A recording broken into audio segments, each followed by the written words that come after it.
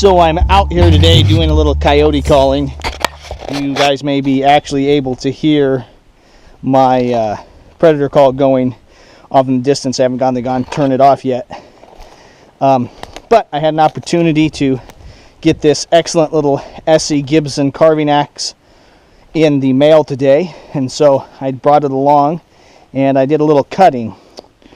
So cut this piece off here, then separated that piece, then came down here and cut this piece down in there, and so far I'm quite happy. Those are pretty good sized limbs.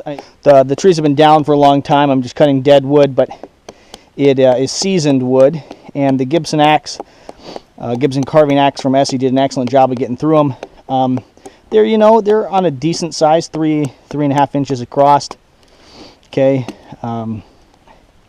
and that's probably the biggest that I would want to have to tackle. You could do much larger with the Gibson axe, but this is really designed as carving, chopping, camp axe kind of a tool. But it did a great job. That would make a great beam for the kind of top beam of a lean-to or something like that. Would be excellent. And for this kind of a little hatchet that fits perfectly into a backpack, I am super impressed so far. I love the fact that the sheath is made in America. For a number of years now, I've been using a similar setup to the one you see in front of you here when I go camping, when I go backpacking, particularly on day hikes. So I've got a Baco Laplander, I've got a Grand Force Brooks mini hatchet, which is a very lightweight, compact little hatchet, and I have my Benchmade Griptilian. So between these three tools, I can get a lot of work done, and they keep the weight down significantly rather than having a full-sized axe and maybe a full-size saw. This allows me to move quickly and have a lot of capabilities on my person. I've sometimes substituted this old-timer Schrade hatchet for the much nicer, higher quality, and certainly has a lot more pride of ownership, Grand Force Brooks mini hatchet. So sometimes I've gone out in the woods like that.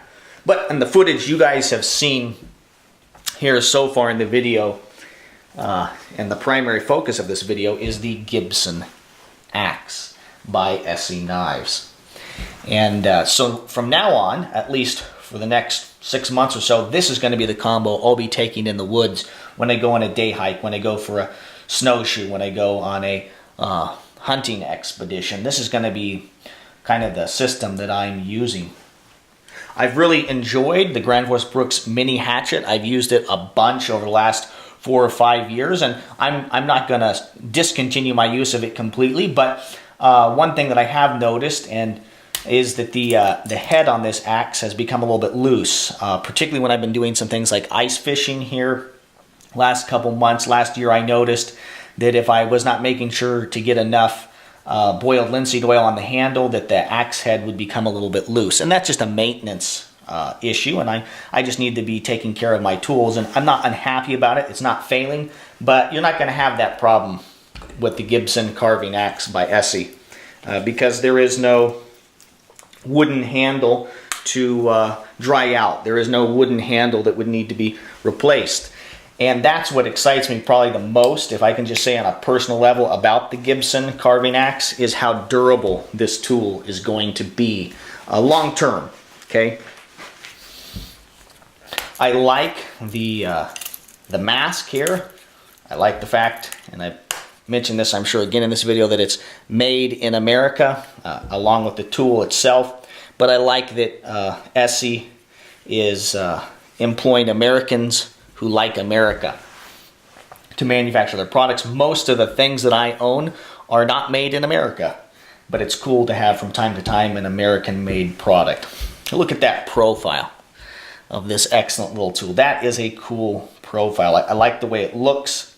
I like how small and compact it is. And if I didn't know better, I would say that James Gibson had made this thinking about the Grand Force Brooks mini hatchet or some kind of a similar little item. The dimensions are almost identical in terms of length and kind of the shape of them.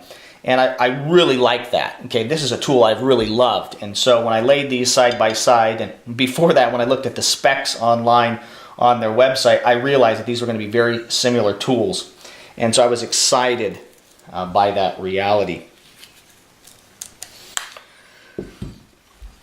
I really, really like how thick this tool is. Okay, this is, it says 0.188 on their website. This seems much closer to a 1/4 inch in terms of thickness. My original knife that I purchased about 11 years ago, the RC4, which is now branded as the ESEE4. Before ESEE was ESEE, they were rat cutlery. The specifications on this was 0.188 inches, and they certainly do not, this Gibson Axe seems to be thicker than that. 1095 carbon steel that has been manufactured and heat treated by Rowan, so you know it's going to be a very good quality product. All 1095 steel is not the same. The heat treat is important. So I like how thick it is. I like the chipped handles. I like the way they look. I think it's quite a handsome tool. There's a lot of pride and ownership on this tool, at least for me personally. And I don't have a problem having tools that I don't particularly care about or don't say, wow, that's a really high quality tool. If it gets the job done, that's what's really important. But this is going to get the job done and have some style.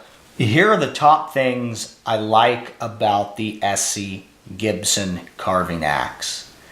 I like how thick the blade stock is, okay, for this hatchet. I like the fact that it's close to a 1/4 inch thick.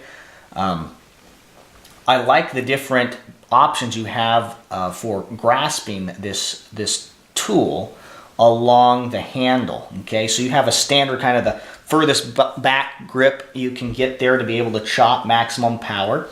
What I like is the way that this handle swells here.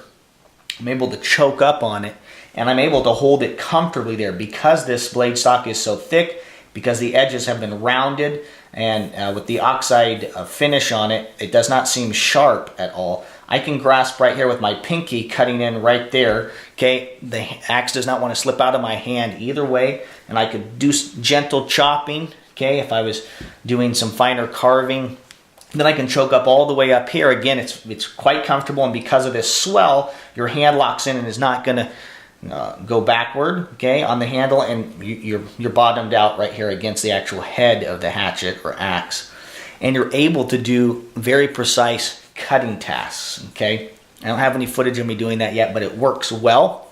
And in my full-length review, I will have more footage and more chopping with this tool. I think you're going to be able to baton certainly very easily with this. It chops really well.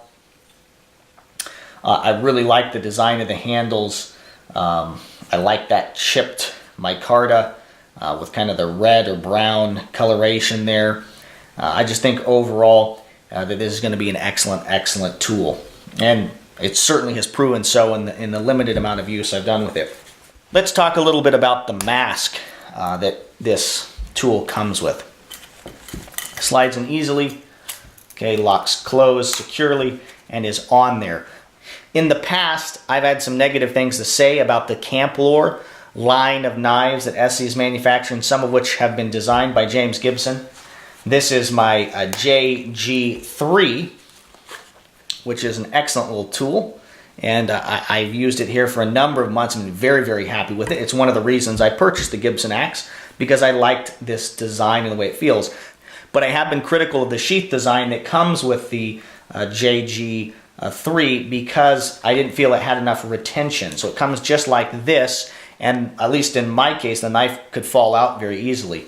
So I modified it some here, and so when I slip the knife in and then place it like this, I'm able to close this little snap, and now the knife, because of the lanyard, cannot come out. Okay, can't come out because of this lanyard. In the case of the Gibson Carving Axe by ESEE, it's got a snap. It's not going to come off. You can't pry it off either way easily, and it's going to keep you safe from this tool, whether it's riding in a backpack, whether you're walking around carrying it. This mask is going to keep you safe, and it's also going to keep your gear and equipment safe. If you choose to throw this into a backpack, the mask seems to be very high quality, and I've already mentioned that it's made, that the sheathing for this tool is made in the US, which I think is cool. So those are some of the things I really, really like. I like that it comes with a secure blade protection. I like the fact that you've got multiple points on the handle which you're able to grasp. That is not the case in some other hatchets, axes, or tomahawks that are made in this design with kind of a blank piece of steel, have it cut out, milled out of it, and then a handle on. Sometimes the metal handle portion here, or the portion that does not have a grip on it, is very inhospitable to being grasped and grabbed. And this is not the case with this tool. You've got a lot of different options, a lot of different places you can grasp it and use it comfortably. So I'm super excited. I feel really happy that I spent my hard-earned money on this excellent tool, and I look forward to using it and taking it on more adventures here in the future.